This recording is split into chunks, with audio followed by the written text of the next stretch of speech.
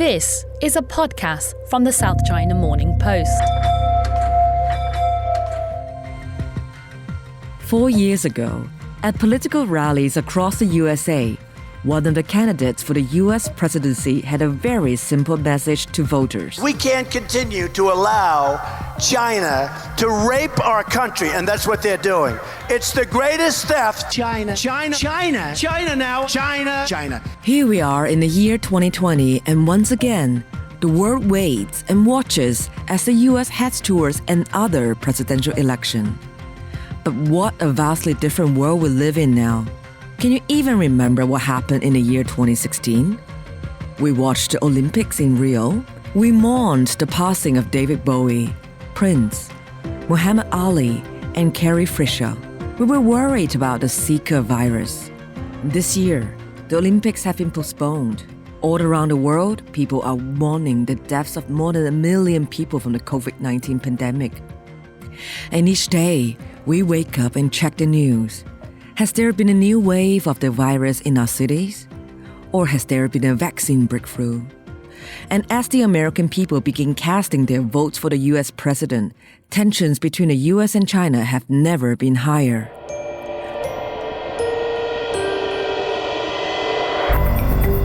Welcome to the Inside China podcast. My name is Mimi Lau. And my name is Kinling Lo.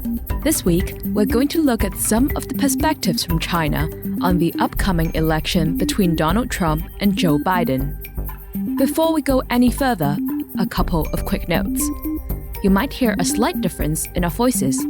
That's because we're no longer recording in a lounge room studio, no longer dealing with the sound of passing buses and trucks or the neighbors using power drills in the apartments next door. We're back in our studio here at the South China Morning Post offices in Causeway Bay. And because everything is changing from week to week, from day to day, and in some cases, from hour to hour, we remind you to check in with our website at scmp.com for the latest updates on the US presidential election. So now let me take you back a couple of months. Well, let me take you back to April this year. The National Republican Senatorial Committee sent out a detailed 57-page strategy document from its top election advisor on how Republican candidates should deal with questions over management of the pandemic. Don't defend Trump, says the memo. Attack China. The strategy was to make China the focus of the 2020 election campaign. Any questions about Donald Trump's role in managing the pandemic would be met by staying on message. This was all the fault of the Chinese Communist Party. But that was back in April. Can you even remember April? Here we are in October, and the two candidates for the US presidency are campaigning in very different ways. One is wearing a mask and being very careful about who he meets and how he meets them.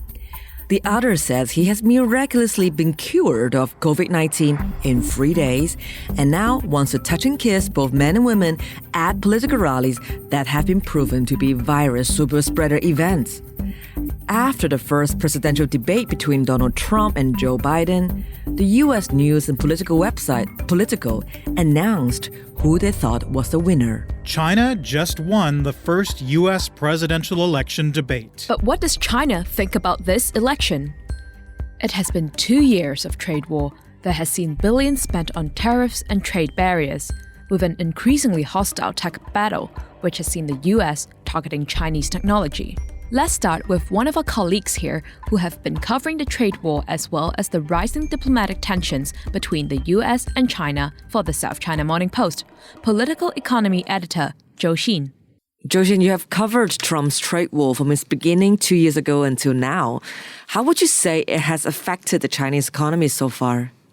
Oh, well, thank you, Mimi. That's a very interesting question. But my answer is, not that much.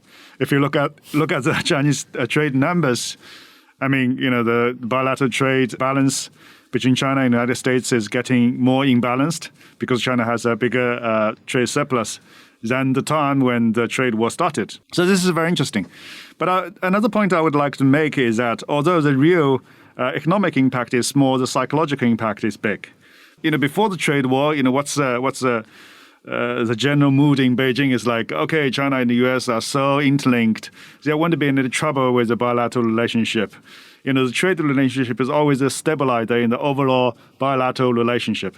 And the trade war have all through all these old minds and thinkings out of the door. Now, this is a new mentality in Beijing now. And this, of course, ripples through all kinds of economic policies, as you can see from President Xi Jinping in Shenzhen. He was talking about innovation, self-reliance, dual circulation, relying more on the Chinese market. The world is becoming more dangerous, hostile, more unpredictable. All of these kind of changes, I can say, is related to the trade war. So the phase one trade deal is Trump's one claim for victory after 2 years of tariffs. How do you sources in China view this deal? Well, I don't have many sources in China to talk about this trade deal because, and if you look at Chinese media, it's almost completely forgotten. Every time when there are journalists raising their hand and ask the question, they hey, how about the trade one deal? And Chinese government say, oh, we're working on it. And if you look at the imports numbers, yes, China is doing part of the trade deal, especially on the buying U.S. farm products. And the reason is not because China is really committed to this. It's also because China is in need of U.S. farm products such as corn and soybean. So for China, I think on the paper, China is still committed to the phase one trade deal. But I think in deep parts of the decision makers, is the significance of the phase one deal is getting smaller and smaller. So is there any sense a Biden administration would be better or worse for China's trade partnership with the U.S.? I think the default model for Beijing is that no matter it's Trump or it's Biden, the situation would just be, as bad as it is now if it's not getting worse. So for China, I think really there's no clear preferences. They just wait to see who will become the next one in the White House. And what would you say to the idea that a Trump victory as a political win for Xi Jinping, as the more the U.S. demonize China, the more Chinese citizens rally behind Xi? Well, this is complicated. I mean, first of all, this perception serves more of, I think, the U.S. audience more than the Chinese audience.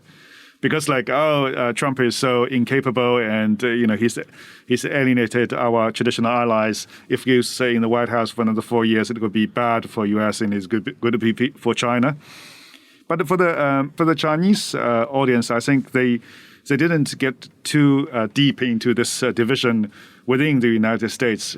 If you, from the China perspective, U.S. is just one. No matter who is the head, whether Trump or Biden, it's a one. So for China, the message is that the U.S. is now treating China as a strategic competitor, and it is going to start to contain China's rise.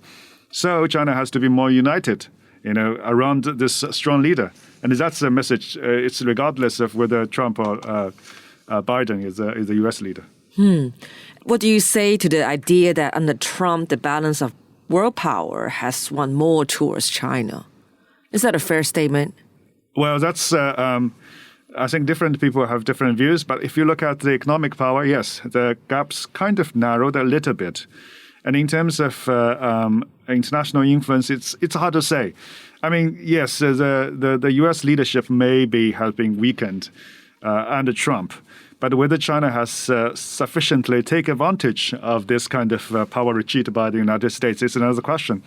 On the other hand, you can see China's, warrior diplomacy is also causing lots of trouble. And if you look at European countries, can you say that really European countries are more closer to Beijing than before? I don't have the right answer.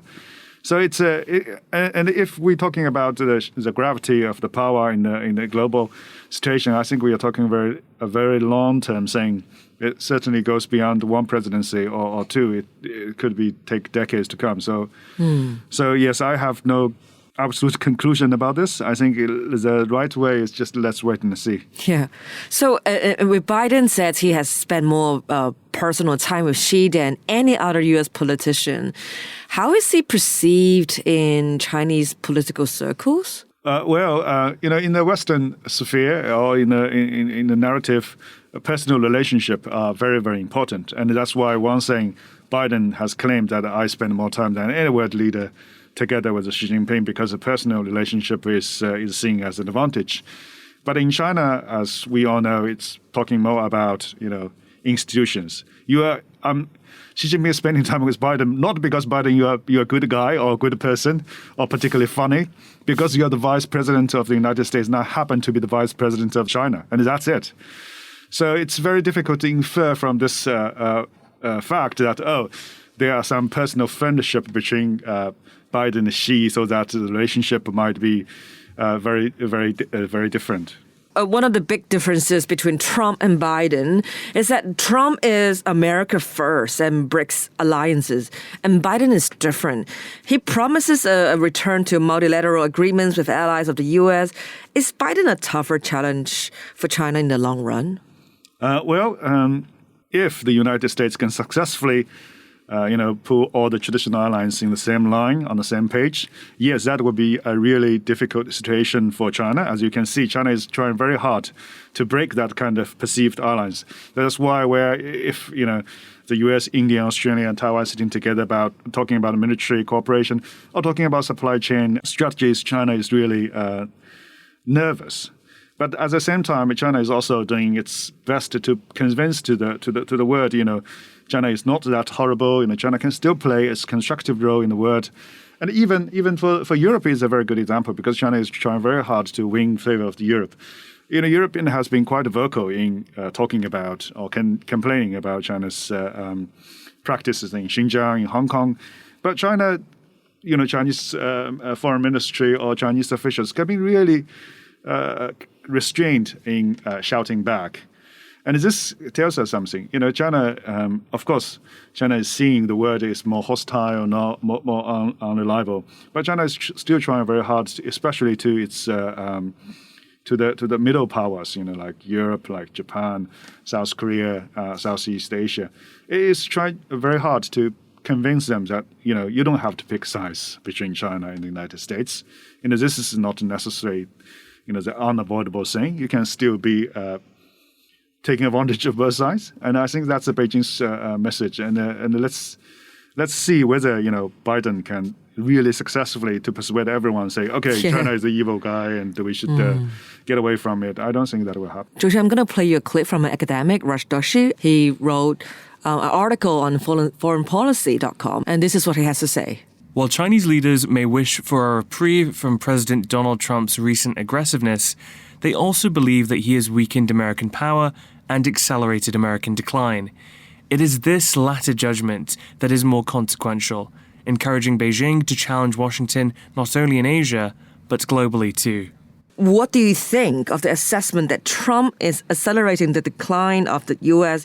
and Beijing is happy about that? Well, again, Mimi, I think I read this article and I think it's very interesting. But again, it gives me an impression that these kind of arguments is more for the U.S. audience, to say that, okay, we have missed so many opportunities in the United States. We have so many domestic problems. And that's why we give the impression to China that we are in decline and this is not good. And that's why we need to change so that we can change the perception in China that the U.S. is in decline. So this is more of like domestic purposes instead of international relations. Whether China is really seeing U.S. is in permanent decline is not matter to the fact, whether U.S. is in decline or not, right? And if China is wrongly seeing, the U.S. is not in decline and China thinks it is declining and they're making strategic mistakes, then it should be good for the United States. But if the U.S. is in decline and China rightly sees through it, and what complaint you can have, Zhou Xin, thank you so much for your time. For our listeners, if you want to listen to more of Zhou Xin, you can find him on a regular basis on his podcast called USChina Tech War Update. Thank you, Mimi. We can't talk about tensions between the US and China without talking about the rising conflict between the US government and Chinese tech companies. And before we go further, a quick reminder that the South China Morning Post is owned by Alibaba, one of the big four tech companies from China. Under the Trump administration, we've watched as increasingly more aggressive policies were brought in. The bans on Huawei, the bans on American companies using Huawei equipment, the restrictions on exports of semiconductors to Chinese companies, the threats to remove WeChat from app stores, and of course, Donald Trump's move to target the app developed by a Chinese company that is only available outside of China, TikTok. John Artman is the technology editor here at the South China Morning Post. You might remember he took us on a deep dive into the US-China Tech War on a previous podcast in late August. John, let me start with a blunt choice. Biden or Trump? Does anything change for Chinese tech companies with the result of this presidential election? If Trump loses and Biden wins, I think there's still a lot of uncertainty about what U.S. policy towards China in general is going to be, and what U.S. policy towards Chinese technology companies is going to be. My sense is that if Biden is president, there definitely will be a general softening, and I think some of the more extreme moves that we've seen by the Trump presidency will be mitigated to a certain degree. I doubt we would see executive orders that were issued and then later had to be clarified after clarified. But at the same time, the overall public opinion towards China is extremely low. There's a lot of mistrust about the country. And, in popular media, especially when it comes to technology, there's a kind of overestimation of what the government is currently doing in terms of surveillance and policing, and how it uses technology to actually do that. It's actually a very interesting reversal where, 5 years ago, everyone was saying, China, they don't know how to innovate. They're never going to be as innovative.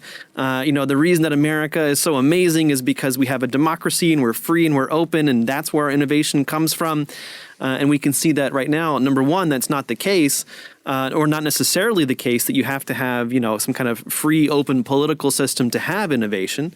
But then also that, that China could never innovate. I mean, you look at the amount of innovation and the power that these companies have, the value that these companies have created for themselves and their shareholders, obviously.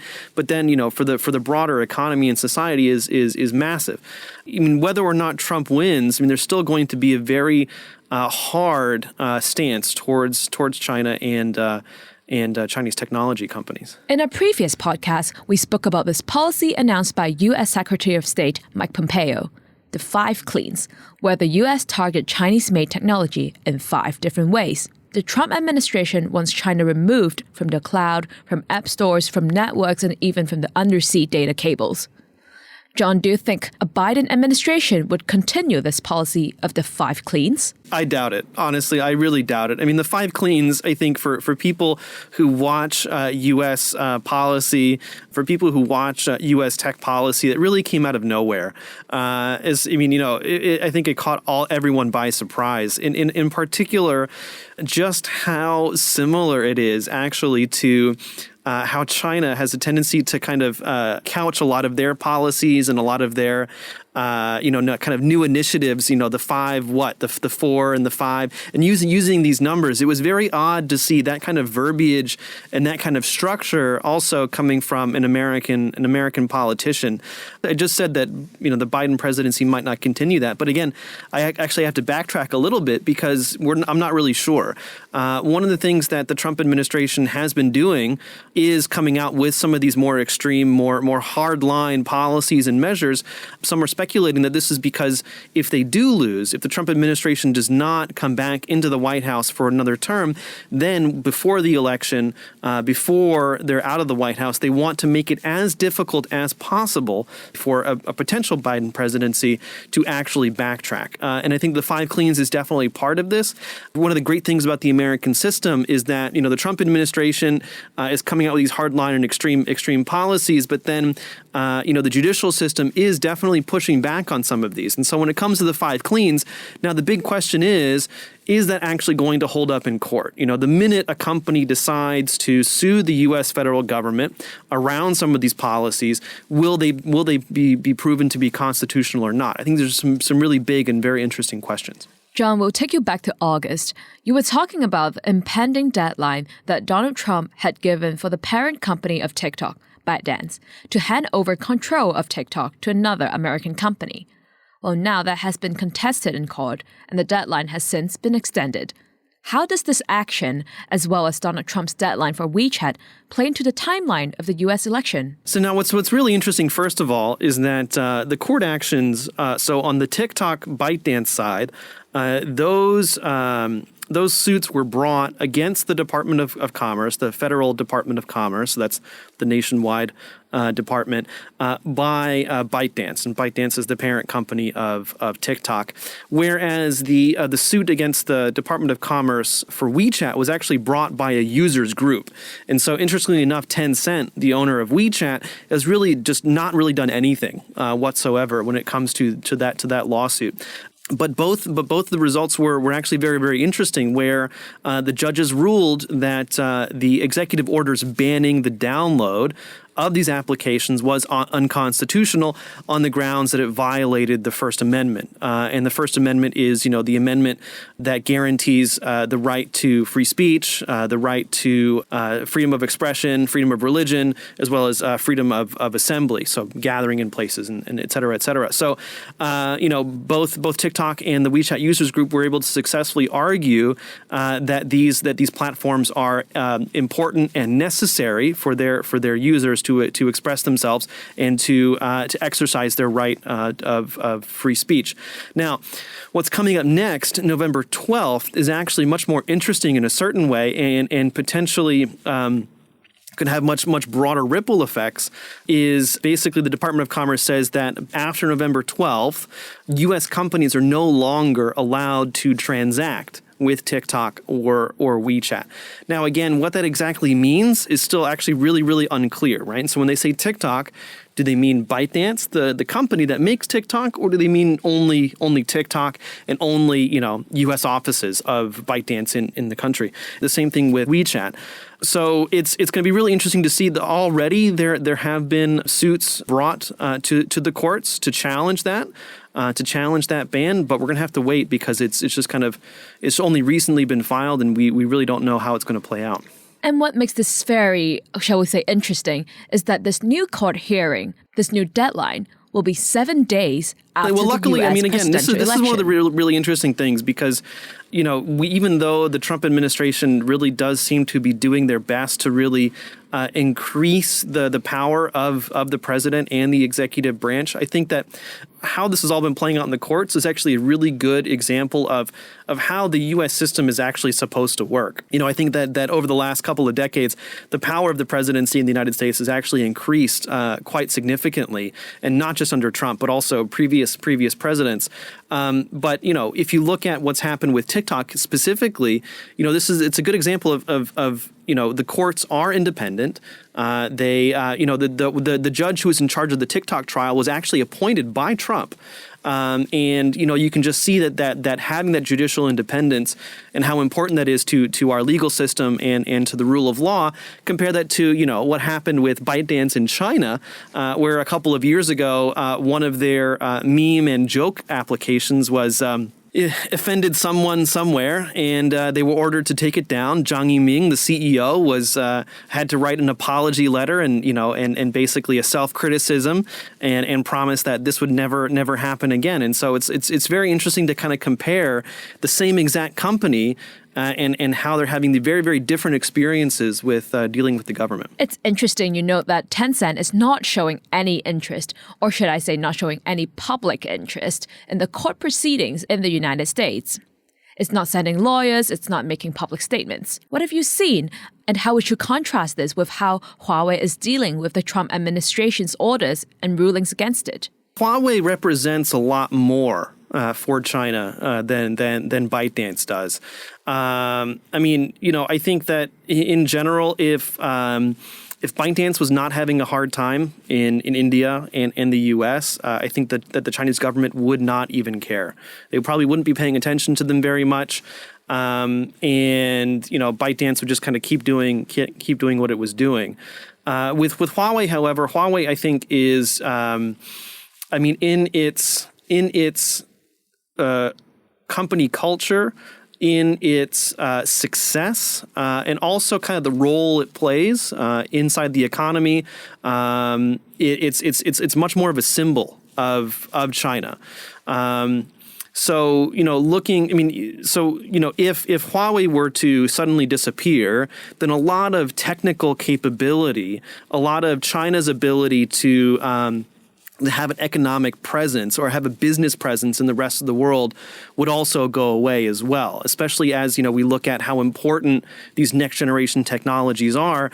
The only other company that is in this space, the only other Chinese company that's in this space is ZTE, and they just have not been as successful as Huawei has. With telecommunications networks, there's almost always going to be a demand for that, and especially in the developing world, Huawei has had this really amazing success there, and so Huawei is much, as I said, Huawei is much more of a symbol for the ability for Chinese companies to innovate, to create products, to create this kind of global brand, whereas ByteDance at the end of the day, they make applications for teenagers. John, we're talking about this tech war that the Trump administration has launched against Chinese companies.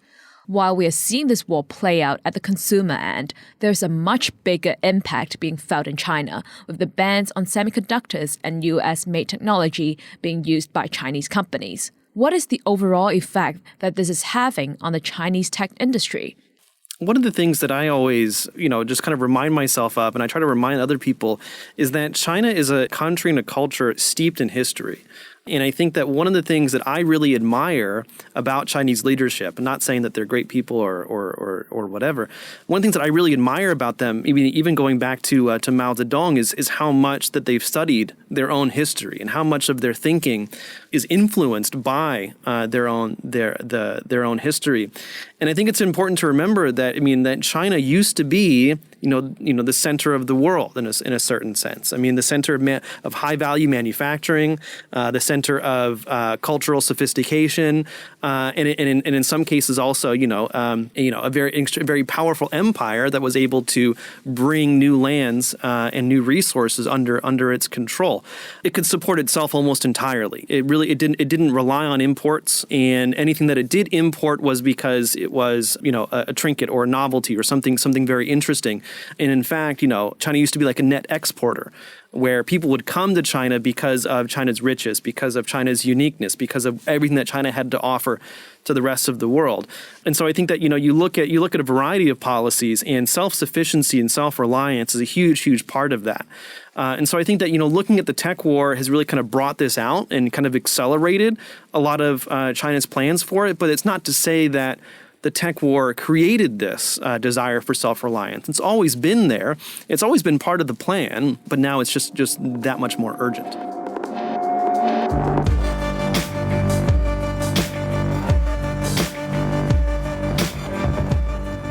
So let's go to Washington, D.C. right now, which normally at this stage of the U.S. election cycle will be buzzing with energy, hype, and speculation. But 2020 is not a normal year in any sense for the capital of the United States. Mark Magnier is a senior reporter in our Washington bureau. And Mark, you were there in 2016 for Trump's first election campaign and his furious repetition of China as his prime policy target. Can I get you to contrast that with what you're seeing now? And how has that conversation about China changed? So, yes, I think that's absolutely right, that the playbook for American presidents, probably going back centuries, but certainly in the last few cycles, has been to bash China for loss of jobs, for giant sucking sound, for all these other things, and then work with them when it came time to govern. So that dynamic changed in 2016, where Trump actually, some would argue, never tried to govern. He's always tried to be an outsider, but that he continued with the attacks on China and went much further than anyone ever thought, putting nearly $400 billion in U.S. trade on the chopping block. So you've got that. So I think that is a fundamental issue. There's been, in addition, I think there's been a sea change in that the Democrats now feel that they will continue with some of the policies that Trump has had. There's been a kind of a ideological change, which has been recorded, that the Americans, probably in their arrogance, perhaps thought that China would become more like America as Mickey Mouse slipped under the door and middle-class values worked their way into the China society. And so that there's been a great disenchantment with that. There's also been a great disenchantment that the feeling that China has gamed the system, that it's so large and powerful now economically, let alone militarily, that it's causing the entire table to wobble. And something has to be done. The tougher stance has to become a more permanent playbook for the U.S. Something we spoke about at the start of this podcast, the Republican election strategy document released in April for discussion about Trump's management of the pandemic. Have they been successful in pushing the focus and the blame for the pandemic onto China? I think from the standpoint of the Trump administration, a couple of things have worked against them. One is that the electorate and perhaps his base has been a bit inured by years of bash China. Pompeo in particular, who's been called Trump's attack dog on China, that trying to synthesize that, even with a nifty slogan, has become a bit more difficult. More importantly, however, I think the number of distractions that we've seen now, some that Trump, very much regrets, namely COVID and him getting COVID, and the efforts to sort of hide the number at the top circles of American power who are also getting COVID, or at least distract from that. But you've also had a very high-profile Supreme Court nomination, which could determine American policy and China policy, arguably, for decades to come. You've had the George Floyd ethnicity and discrimination issues with the police, and you've had just a huge number of other distractions. So I think that has dimmed the playbook that the Republicans were trying to use. It's also been, you've got these images of Trump saying what an amazing, wonderful leader Xi Jinping is, that make it a little tougher to, he's been so all over the place on this, to make it tougher to be consistent on that. The tapes have come out of him recognizing how virulent COVID was, and that undercuts the ability to blame China for the pandemic. So it's a wobbly hand, I think, that he's tried to use in terms of making China sort of scapegoat number one. How would you contrast Joe Biden's approach to policy on China? So the Biden camp, I think, has tried to tack a bit more in Trump's direction on this. One of his top aides has called China a disruptive competitor. And it seems that what they're probably going to do is take some variation of maintaining policies on the importance of having preferential U.S. policies for tech. I think they will probably keep a lot of the tariffs on in place.